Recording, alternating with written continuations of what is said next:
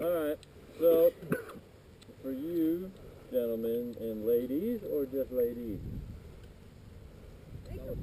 Just Bonnie, alright. So for this group, it's quite a bit different than the group I just had, where we had a bunch of kids and some people that just want to go super, super fast. I think, you know, the goal here, and correct me if I'm wrong, but is really longevity of our ride, right? Have fun and do it safe, and if we can go a little bit faster than our buddies, that's the goal, right? So I want to just keep that in mind as we do some of this stuff. My goal for you guys is we're going to work out some pretty fundamental, basic stuff that may seem tedious as I say it, but I think if you guys really start applying it, I think you're going to find yourself having quite a bit easier of a ride around the track. Right now, I would say maybe more than 50% of you look like you are a full-blown passenger on your motorcycle. Actually, Bonnie, you're not bad. You're not the fastest one out here, but damn it, you're in control.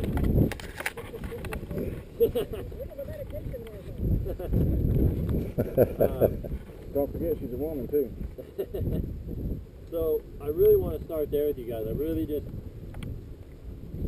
want to tighten up kind of our fundamentals first, and really get in control of our bodies and take command of the motorcycle instead of just being along for the ride. You know, let's ride our motorcycles, not the other way around. You know, take command of those things. And, you know, it's going to wear you out a little bit. You're going to have to ride a little bit tighter, a little bit stronger, but you're going to be way safer when you do it. So for this next session, where we ride, we got a big group, so we have to ride the whole track. We can't just kind of work on sections because the group's too big, but I really want to see you guys focusing on your body. I told the last group, even the fast guys, I could give a shit how fast anybody goes. I don't care. I'm not impressed by anybody's speed. What impresses me is like great form, the perfect corner, the perfect braking. That's what gets me fired up. I like that stuff. I'm all about perfection and repetition. So when you guys are going, you know, this part right here is really rough. You know, let's make sure we're standing up through that. You know, let's not make it so hard on ourselves. When you're coming down the hill and you're braking up off the seat, your toes are in, you're squeezing the bike with your feet, your legs, your butt's back, right, your elbows are up. It's basic stuff, but I just want you guys to keep drilling it in your head for this next section, right? Keep mental track. Where are my elbows? Are my toes out or are my toes in? If your toes are out, everyone says squeeze a motorcycle with your knees, right? So if I'm riding my dirt bike like this and I squeeze with my knees, my feet go out. Right? This is a much different feel. It's very hard on my calf. Not so much here, but like my calves right now are really tight, my ankles. It's a different feel than if I go here. If I pull my toes in, my legs lock all the way down. Versus, my legs aren't locked. This is actually soft right now. Right? So I don't really have a lot of control. I have control here, but I have real no control here. So if I turn in, this all becomes one unit. I'm really controlling with my feet. And it relieves the pressure on your calves. You're turning your ankles in, and you're like this, and you get that nice, strong stance. All right, toes in is so important when you're braking, when you're riding in a straight line. That's where your control comes from. Not here like a lot of people think. You will get some control, but you get way more like this. All right, so let's start there. Make sure your toes are in, stand up when it's rough, elbows are up, and let's really just drive body position right now, okay? And if you guys are cornering, just as an added challenge, try not to dab your foot. You're going to dab it, right? Everybody's going to dab it. But as a little game for yourself, a little carrot to chase, keep it up. I mean, if you're crashing this corner, you're only falling like 6 inches. So, no big deal. Alright, we'll so let's fire it up. You guys are doing good on spacing and stuff. I think everyone's fine, and let's ride, and I'll try to pick you guys apart, maybe move to a different section. Fire them up. I think some of you guys probably noticed it, maybe some didn't, but when you ride a little bit stronger, it might wear you out more, but when bad things happen, it's not so bad. It's a lot easier to recover and control your mistakes. When you guys are cornering in a rut or whatever, you can put your foot out. What I meant by not dabbing it was just you don't want to drag it. You know, a lot of times, if you're going to put that thing out, put it out there with some authority. Get it out there. And hold it out there. The longer you hold it, the easier it is to track a corner like this. If you dab, and a couple of things can happen. It can drag behind you and tear your knee up in the worst case scenario. Or you dab it and it stands you up because it disrupts the bike and it stands you up out of the turn. You know, so if you're going to put it out there, get it out there and hold it out there. Something that I was just talking about while you guys are riding also is when you're standing up, a lot of you are pretty good, and maybe it's like an old age thing and I just haven't gotten there yet, no offense, I'm sure it's coming. But when you guys are standing, there's a tendency for you, those of you that have problems keeping your elbows all the way up high and ride like this, it's a weird thing where when you're standing, you know, when I'm riding and standing and charging and riding hard, I'm very solid like this. This is my position. It's very important that your hips always stay behind your knees. If at any time you come forward, or well, I'll say roll your hips in, you take all this, you lose all control here when that happens. And when you start rolling forward like that, you get up on the front of the bike, your elbows drop, your elbows go behind you, and it's very, very not good.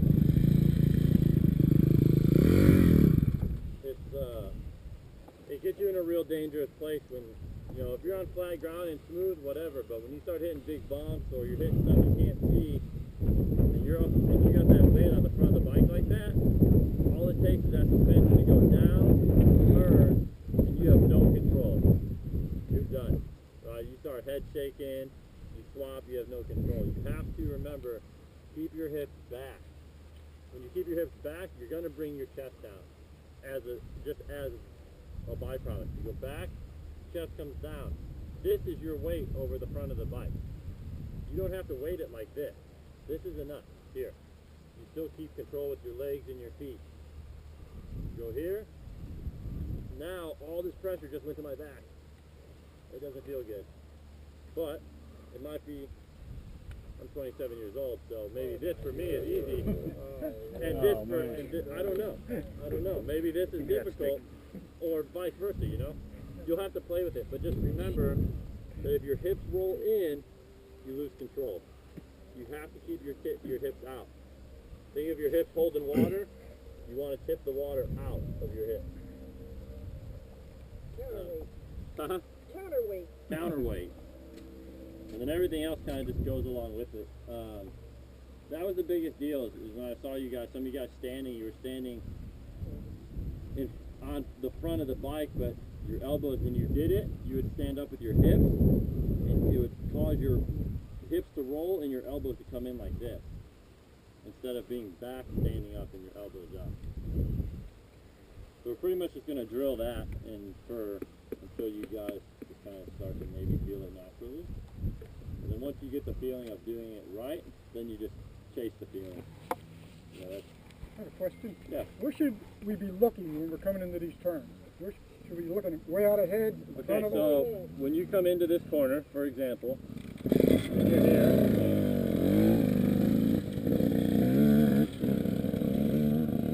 when you come in, your entry, you're looking to the midpoint of the corner. But by the time you're here, you're looking out, and you're thinking out of the corner. Your eyes have to be up. If your eyes are at your fender, and you're looking at the rut, no good. You're going to be doing this, you're going to steer into the rut, you're going to hit that little this, and you're going to steer out of the rut. But you have to, your eyes are always up. So when I say you're looking at the entry point, of the, or like the midpoint of the corner, you're actually about here, physically on the track, but your eyes are there. And when you get there, your eyes are there. And when you get to that stake, you're already on the next turn. See what I'm saying? Thank you. Yeah. If you're down, you're just reacting. Like you have to process like that when you're like this. You know, you look up, it slows the process down, and you can kind of pick and choose where you want to go. And really, that's going to go for every corner. If you guys follow, if you lead with your head and your eyes, you're going to follow around. And everything else is just kind of complementing that. If your foot's up, you're going to track better around the corner. You know, if your outside foot is on the ball of your foot on the peg, you have more traction, more pressure going around. Toes are in, coming down the hill, you have better control. You know, it's really all about body position, and everything else comes as strictly just a side effect of doing those other things right. Like when I practice, I don't practice to go fast. I could care less. I practice about hitting this corner perfectly 10 out of 10 times. And by hitting it perfect, speed comes with it. Because I can hit it perfect, I can charge it a little bit harder. I can carry more momentum because my body is perfect every single time. Another question. Talk to me. When you talk about going around the corner, Yeah. when you talk about body position, forward or back, etc., Yeah. you should also move your body side to side on the seat too, correct? I mean, you should only be sitting square For up you on the seat. guys, okay, so In other words, you sit on the outside edge of the seat. in a corner like this, absolutely not. No. However, In a this flat is a corner. weird thing. Yes, yeah, in a flat corner. But in Florida, when you guys go to FTRs and stuff, it's pretty damn rare you get a flat corner because you don't have just hard ground, right? So if this was not Florida, and let's say this was Pennsylvania, this is never going to happen. For one, there will be no rut here. This will just be rock and slick and terrible. And you need that traction. You need the bike to go down, right? So you need to turn the motorcycle to get it to turn, but you need that weight to push. So yeah, you would sit straight and lean the bike. And you'd be pressuring down on the outside to drive the weight like this. You up? Yeah, exactly. But in a corner like this, you have a rut to hold you. But your butt should still be square on the seat, not on the edge. If you turn the motorcycle, right, and you sit up, you're going to pull out of the rut. It's going to pull you to the right. And likewise, if you go, I've never seen anybody do it, go that way. I assume you would just fall over. But Road racer. yeah, like it'd be full road race. But really, the way I view things is I view from here up is one unit, and from here down is another unit. So this is all my control of my motorcycle is here. This is just guidance, right? So when I come into this corner, I'll brake coming in. I'll go from standing to sitting. Acceleration is one movement for me.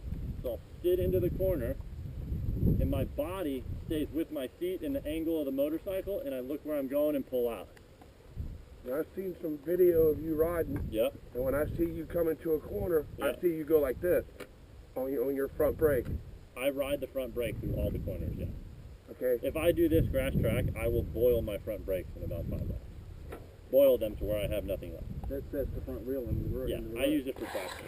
I got here because I see you literally just Yeah. drilling the front brake. Yeah, so Why? for me, I have, you know, I'm working with about 60 ponies under the hood over there, so I need to keep that front end down, right? And I'm coming in at a speed that I need that weight and I need that traction around that corner, because if I lose it, I'm going down. There's not like a, oops, I'll stand it up and save it. I'm crashing for sure. So I set the wheel with the brake, and it lets the bike, when you guys get on the gas, you feel the bike go like this, right? You feel that. You let the clutch out, the bike goes, whoop, whoop, whoop, around the turn. I use the front brake to set the wheel, and the bike stays that way the whole way around the turn.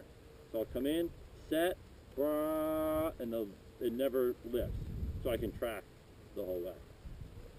if that makes sense.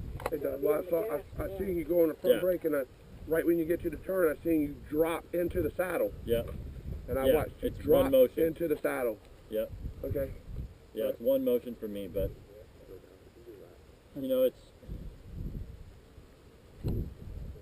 yes, that's the way to do it. But you know, it's You gotta work your way up to that. yeah, it's a real weird feel with the brake because you know, the front brake especially is so touchy that you want to drag it and you want to set that wheel, but if you go a 1/16 of an inch sometimes too much, you lock it and you jack it up. You know, you really have to just get used to that, where that drag is, and just work it and get used to it.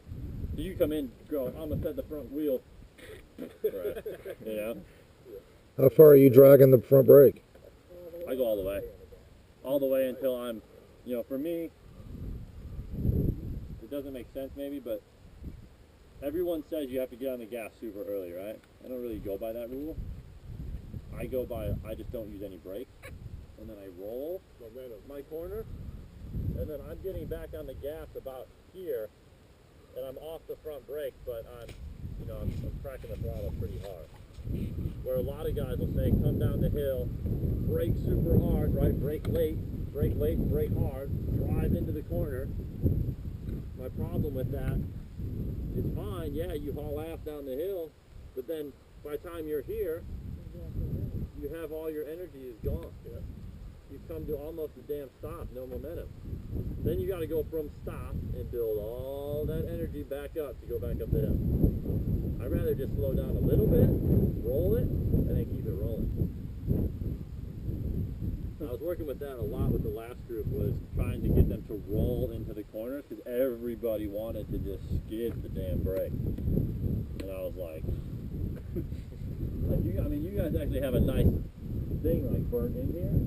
When they were down here, this nice little brake pile, this thing was like over here. And it was about this tall. From everyone just charging hard, brake skid.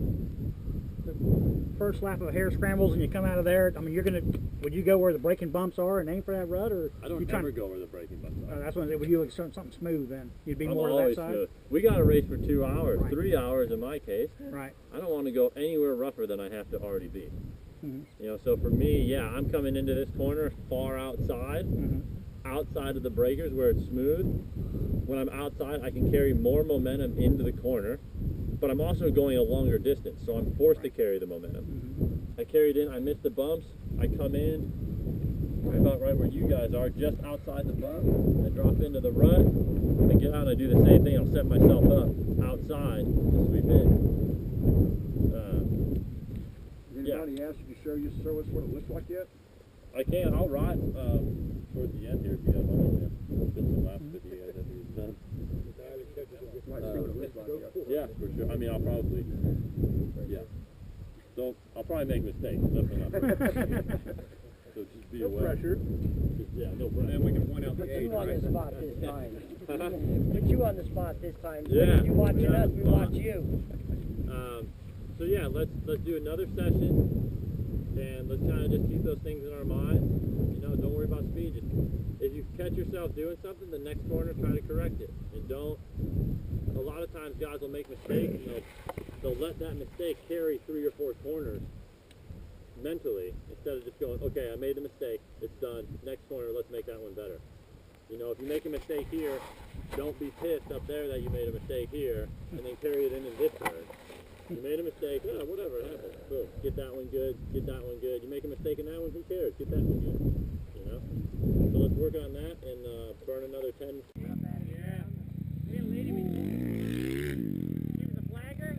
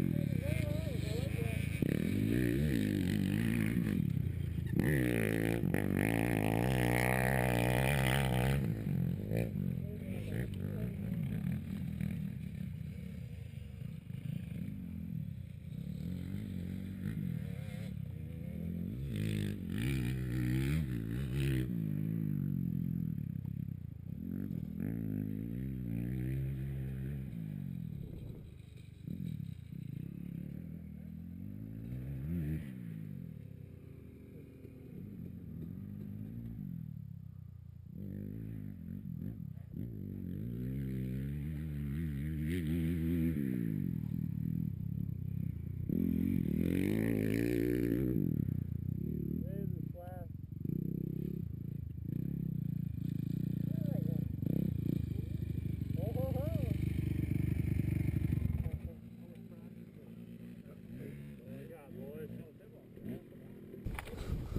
boys, it's about all I got. Let's try to start it here. Appreciate it. That was good. Yeah, it was good. How do you get through this little section right through here? What's your technique as far as getting? I always get screwed up when I got one right after one another. So this left and then right? Right.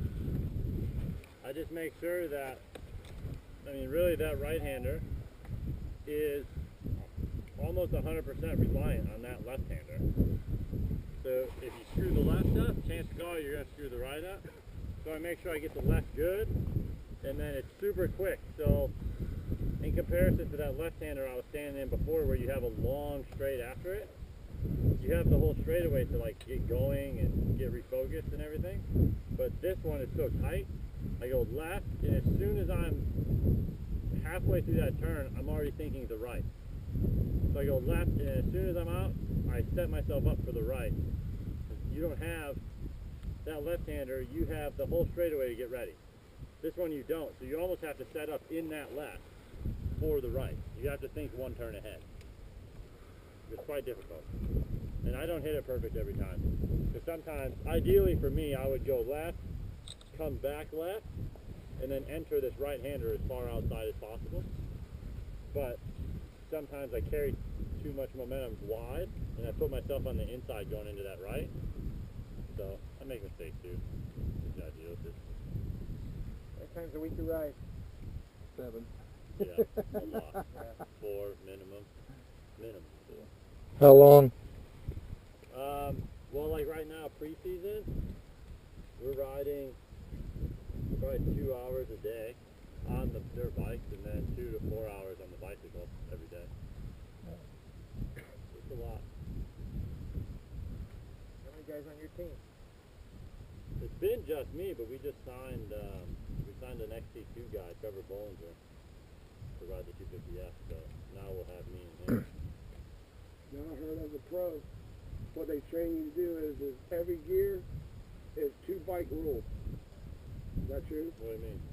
Every gear that you're in, you should be 2 bikes in front of you for every gear, looking ahead. Oh. Like first they say know. 2, second 4, third 6. Oh, maybe. Probably. That's what your guy, when they were doing those interviews, they were talking about how you guys train, and they were talking about the speed in the woods, and how you focus in the woods. Right. And the guys that run the program were talking about that it always should be 2 bikes per gear. I would say that's probably right. I think it really depends though, because your 4th gear and my 4th gear are 2 different things. Yeah. You know? I mean, yeah. So I think it just goes by on a per case by case basis, really. Okay.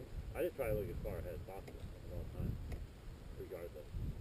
Well, they were making jokes, and they said if you're in 5th gear and you're wide open looking down 4 foot in front of your bike is the most dangerous thing you can do. Yeah, for sure. Yeah, if you're 5th gear wide open, you need to be looking like the end of the road. Yeah. Or for an ambulance.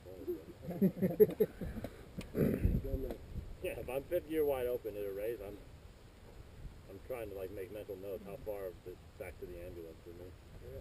Like, can I make it there on my own, or am I gonna have to get a ride? After the first week, do you know that whole trail? You could commit this stuff and hit it as hard as you can, or you kind of leave? Well, we're never racing at 100%. We're never racing at 100%. We're probably like 95% the whole time. 100% might not do that. But we walk as much as possible. You don't get a practice lap. That's right. So we'll walk as much as possible. We'll walk the bad spots, and then the first lap, like 80% just to feel it out, and then after that, it's slow time. Did they give you a map? You put a rider's meeting or anything? Yeah, pro. Carol, are you going to be bringing your group back?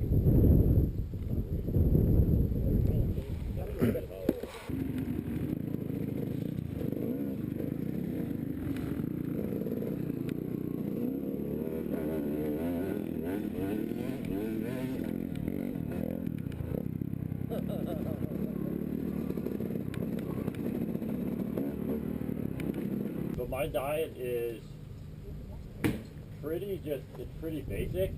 It's mostly all whole foods, hardly no red meat. So I'm chicken, turkey, fish, vegetables, rice, no white bread, no white rice. I don't do dairy. And other than that, it's pretty simple. Yep. Do I? Alcohol? Sometimes I will enjoy adult beverage after a hard weekend. But like for me, I don't really do beer or anything, but you know, we like wine quite a bit, so we'll have like a glass of wine with a nice dinner or something. It's about the extent of my alcohol drinking. Within 24 hours or 48 hours before the race? Me personally, no, but I know a lot of guys that it's very normal for them to have a beer at dinner the night before a race. You know, it's really just up to you. So if you have a good nutrition all along, what else would be different leading up to the race? I try to keep everything as same as possible. So it's very hard to go from having plan A, that's your normal lifestyle, and then you have a race this weekend, so you're going to change everything and go to the race.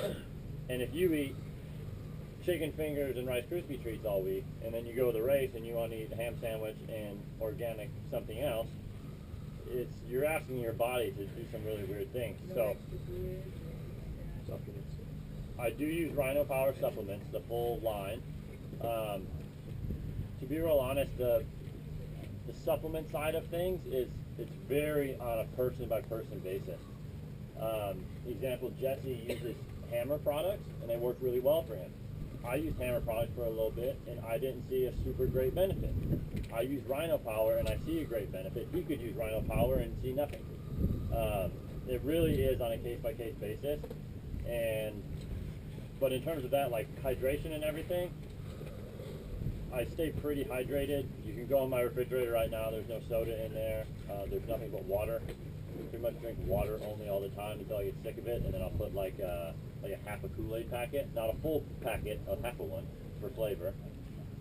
But that's pretty much it. I try to keep whatever I do Monday, Tuesday, Wednesday, Thursday, Friday normally, I do the same thing on the weekend, because if I throw a wrench in that, it's asking me to do some weird things. So, I mean, if your diet is Rice Krispie treats and ham sandwiches, then on race day it probably should just be Rice Krispie treats and ham sandwiches. Well, it really depends. Ideally, if we're in full training mode, I have a big enough day that I'm smoked by 10 p.m.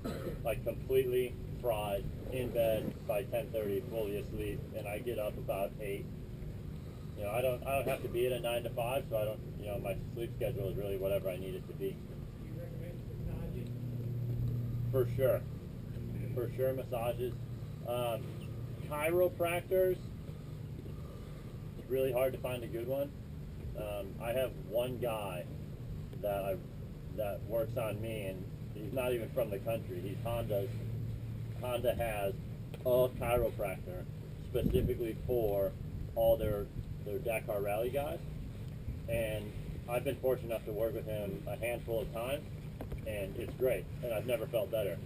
But I've been to other chiropractors in search of that same feeling, and I've been jacked up more than I've been helped. So chiropractors maybe not so good unless you have a lot of confidence in who you're working with. And massages, like a sports massage where they do a lot of stretching and stuff, is great, and like fascia release and all that, awesome. How much training you do off bike during the race season? Like gym? Gym, none. I will be, so for now, I was in the gym from the time the season ended. So GNCC's ended, I went to Japan, I did some stuff for like 2 weeks, I came back, I took a week off, and then I was back in the gym. So I did no cardio and no dirt bike stuff, just weight stuff, build up my base strength. When I came down to Florida for New Year's, no gym, and I will do no gym until the season's over again.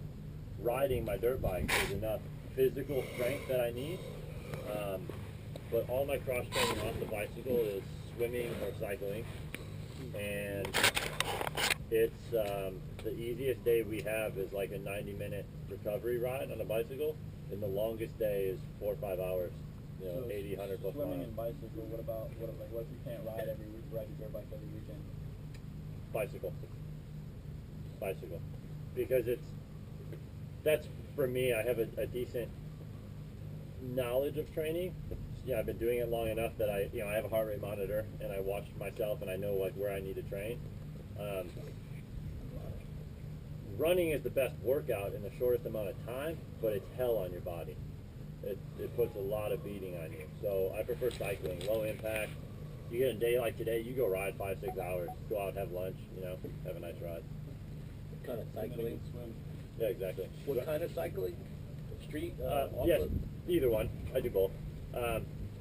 Training, for sheer training purposes, road bike is great because all of our training is heart rate based, and it's a lot easier to maintain a certain heart rate for a set amount of time versus a mountain bike where it's just intervals. You can't really control your efforts. You might have to climb a hill or whatever.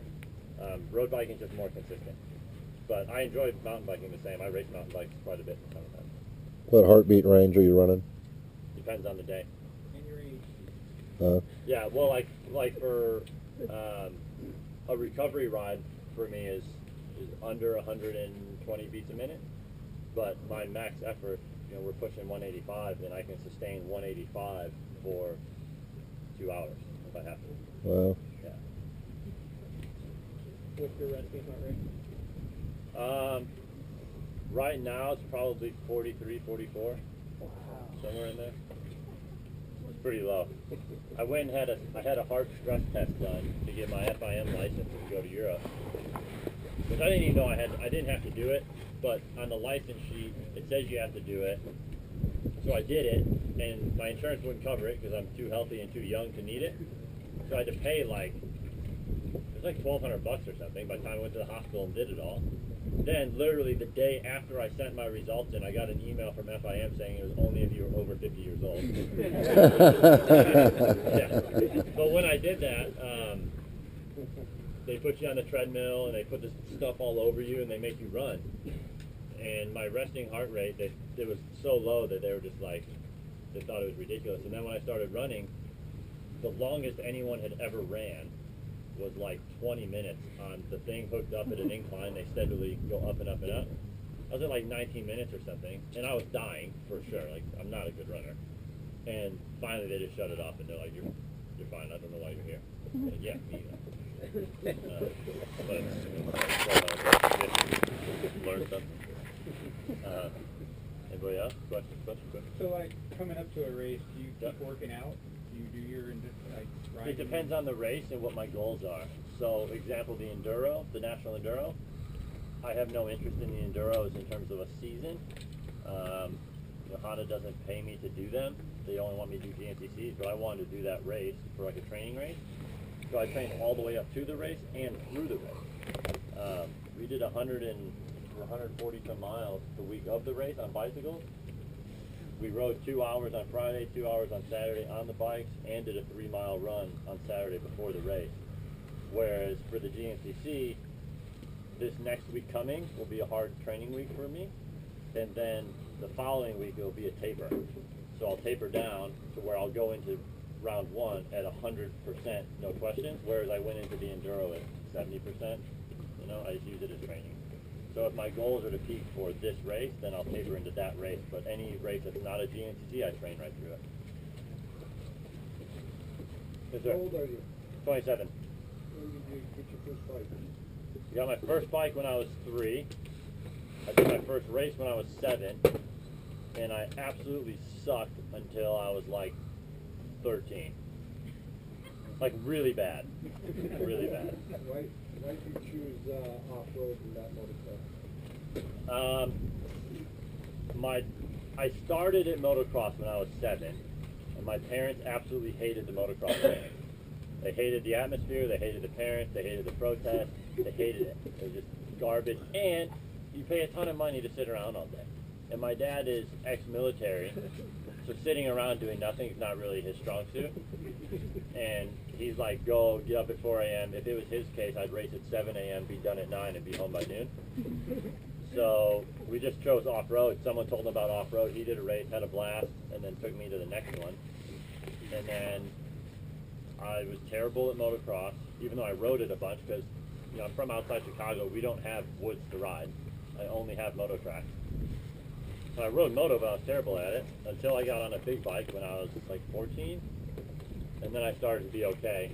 And then I've done some motocross races. I did Bud's Creek and Red Bud Outdoor Nationals.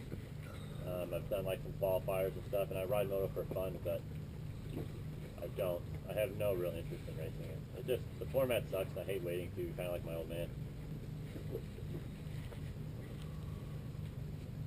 How did it feel to beat Caleb Russell last year? Pretty sweet. Yeah, it sucks I only did it once, but it's pretty cool now. You know, like Strain won 3 races, but he won 3 races with Caleb injured or not there. So I do have some pride to the fact that Caleb was 100% and I just happened to beat him straight up. Does it really mean anything? No. It was one race. You know, maybe if I like won 3 in a row, I could have some ground to stand on. But right now he's the gold standard. So it was sweet to get it, but I definitely want to win more. For sure. Was it difficult getting through high school and racing and getting better? And Yeah, it was super difficult. how did you? It wasn't difficult in terms of like learning material and dealing with that. It was really difficult with the school system not being psyched that I raced motorcycles. I was 17 years old making almost as much money as my teachers. And they didn't like to hear that I'm going to be gone on Friday and I'm not going to be there on Monday, and here's why. They didn't like that. So high school sucked for the first 3 years. Halfway through junior year, my parents pulled me out to homeschool me, and I knocked it out super quick, and then I was done, you know, in like 8 months or something, and it was it from there. I haven't had a job since really. I mean, I have, but, oh yeah, something else I learned. I'm a terrible employee. I have had jobs.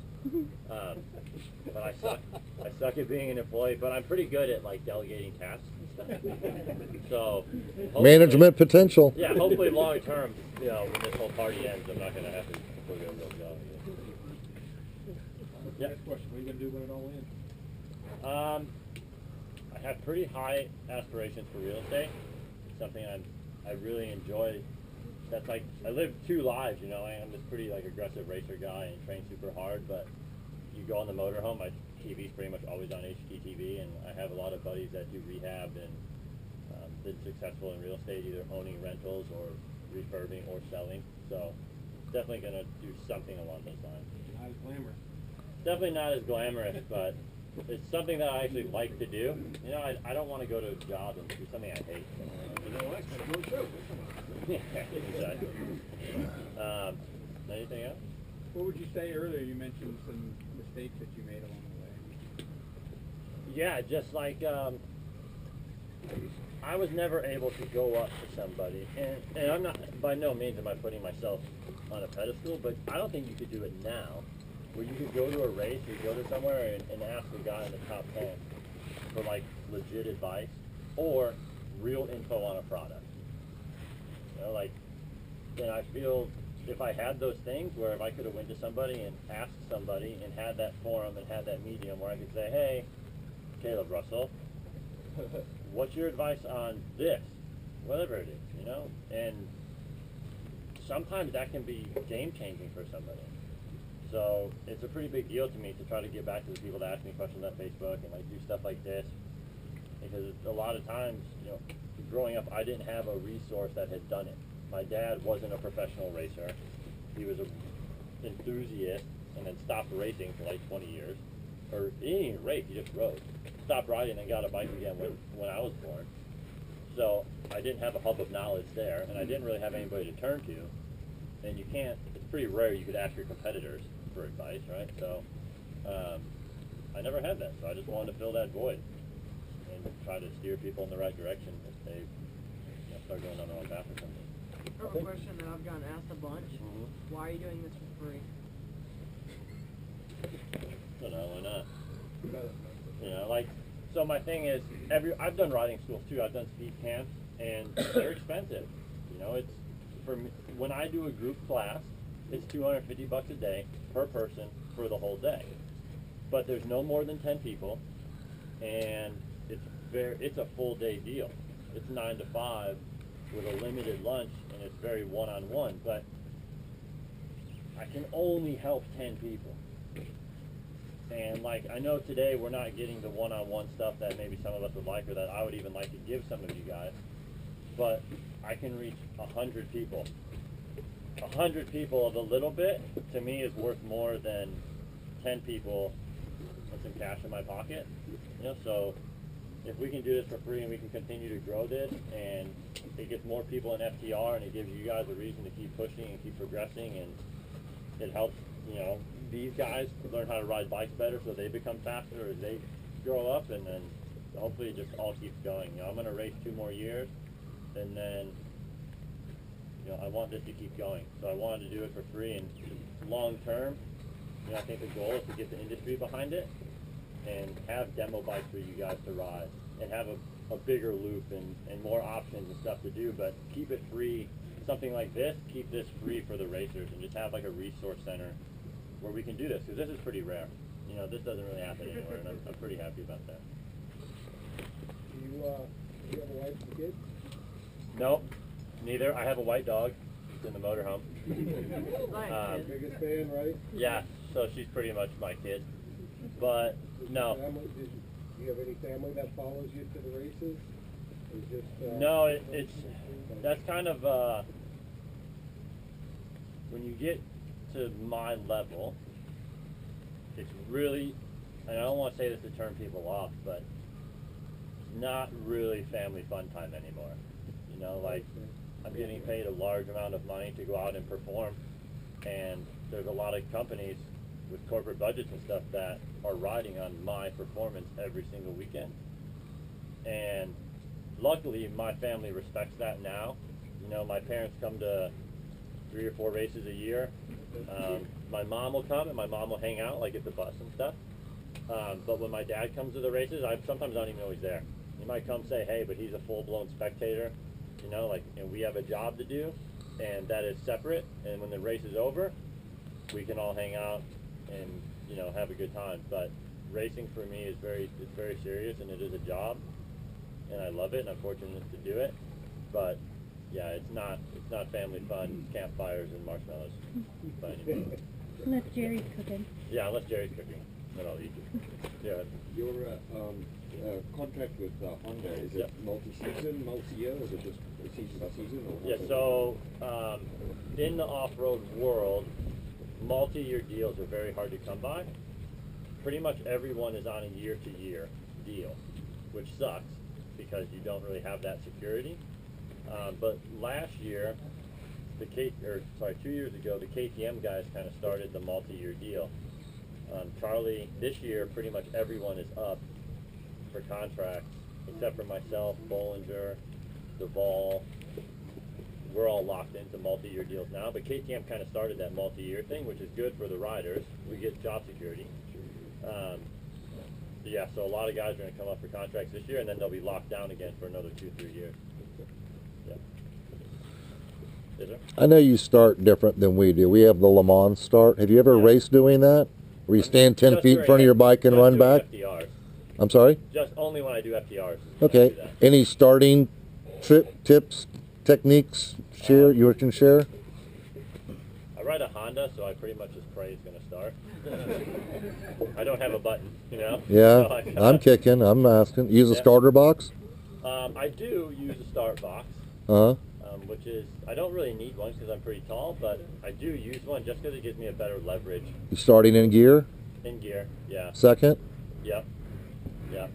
And starting is for off-road is the same as motocross. It's repetition, to where you guys on KTMs and bikes that start good, when you have to do the start to where you can get it to start first kick every time, and then you need to continue to do that and run the same process over and over and over and over. So if you get to the line and your process is to clap your hands, fix your goggles, check your gas, and check your choke, then that's what you need to do in order every single time you go to the line, and you keep that system, and you'll never miss a start.